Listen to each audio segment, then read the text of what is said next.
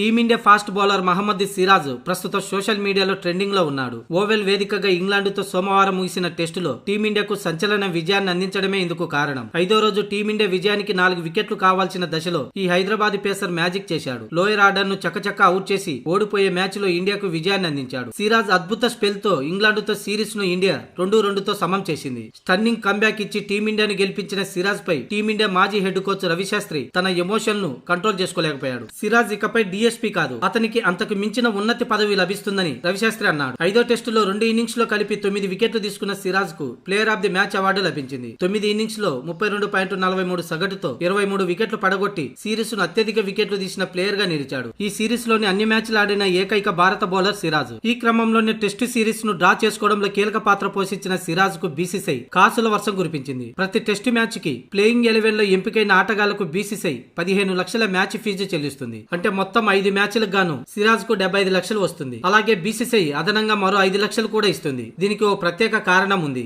ఒక bowler innings లో 5 లేదా అంతకంటే ఎక్కువ వికెట్లు పడగొట్టినప్పుడు అతనికి మ్యాచ్ ఫీజుతో పాటు 5 లక్షల బోనస్ ఇవ్వాలనే ప్రత్యేక నిబంధన ఉంది. 5వ టెస్టులో 2వ ఇన్నింగ్స్ లో సిరాజ్ 5 వికెట్లు పడగొట్టడం ద్వారా ఈ ప్రత్యేక ప్రైజ్ మనీకి అర్హుడయ్యాడు.